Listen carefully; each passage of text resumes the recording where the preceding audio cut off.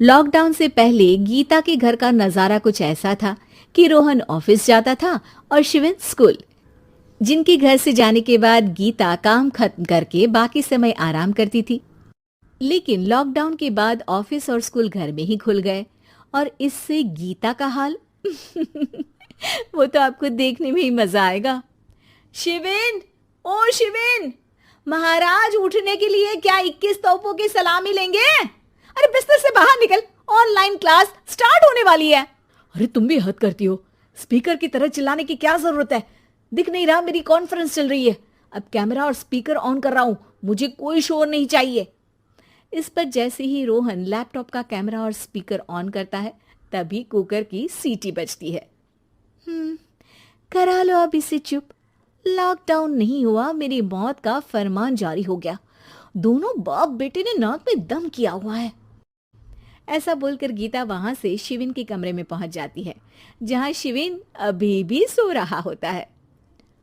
ओ आलसी, अब अगर 5 मिनट में नहीं उठाना तो आज तेरा गेम और यूट्यूब कैंसिल। माँ की बात सुनकर शिविन बिना 1 मिनट गंवाए उठ खड़ा होता है। उठ गया, अभी नहाकर भी आता हूँ। ये नाटक कहीं और, मुंह पर गीला कपड़ा मार और पढ़ने बैठ। शिविन की ऑनलाइन क्लास स्टार्ट हो जाती है, जिस पर गीता उसे वहां बिठाकर रसोई में चली जाती है। थोड़ी देर में उसे कमरे से कुछ आवाज सुनाई देती है, जिसे सुनकर वो कमरे में वापस आती है। हाय राम, तुझे क्लास अटेंड करने के लिए बोला था, कैमरा ऑफ करके बिस्तर पर नाचने के लिए नहीं बोला था। मम्मी मुझे कुछ समझ नहीं आ रहा, आप बाद में पढ़ा देना ना, वैसे भी अटेंडेंस तो लगी गई है। हाँ हाँ बेटा, जरूर बन जा, तू अभी से हम सबका बाप बन जा। अरे नहीं मतलब कहाँ से लाते हो इतना दिमाग, और पढ़ाई करते हुए ये चला कहाँ जाता है? नाइस क्वेश्चन, दिमाग से पूछकर बता दूंगा। शिविन की बातों से परेशान होकर गीता उसे मारने के लिए जैसे ही आगे बढ़ती है तभी वो कमरे से बाहर भाग जाता है। अब शिविन आगे आगे और गीता हाथ में चप्पल पकड़े उसके पीछे पीछे पूरे घर में दोनों घूम रहे होते हैं। इसी बीच वो रोहन के पास पहुंच जाता है और शिविन को मारने वाली चप्पल रोहन के लैपटॉप पर जाकर गिरती है। ओए माँ!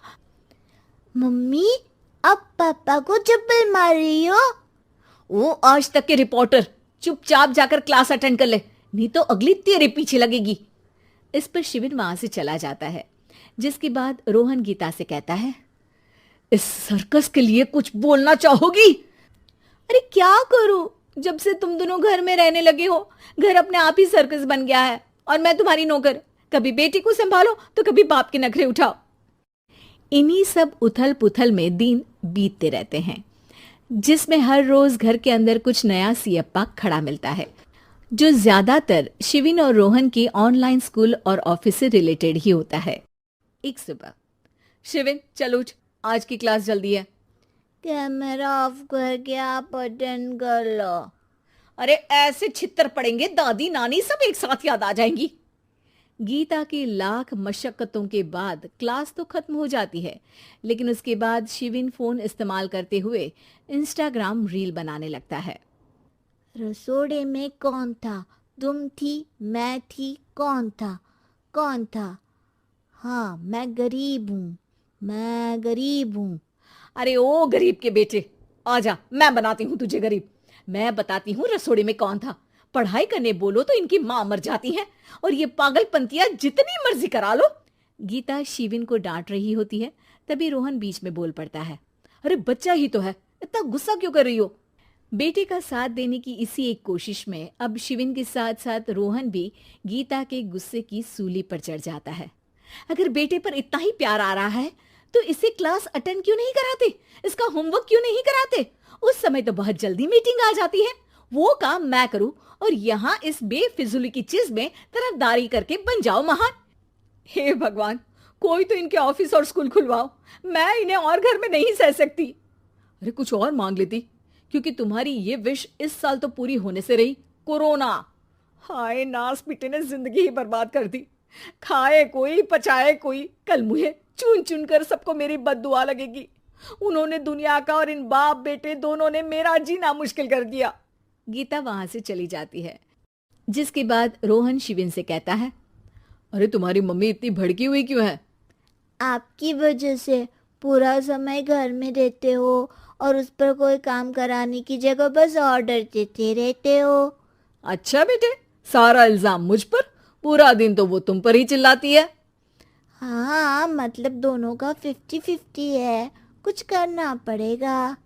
वो कहते ना, make the best out of worst. I have an idea. वैसे तुम्हारी माँ सही कहती है, बहुत जुबान चलाने लगे हो, कम बोला करो। अगली सुबह रोहन और शिवेन अपनी गलती को सुधारने के लिए गीता के उठने से पहले घर का आधा काम खत्म कर देते हैं, जिसे देखकर गीता खुश हो जाती है और फिर बाकी बचा काम वो तीनों मिलकर पूरा कर लेते हैं। जिसके बाद अब वो सब मिल बांट कर हर काम में एक दूसरे की मदद करते हुए लॉकडाउन का मजा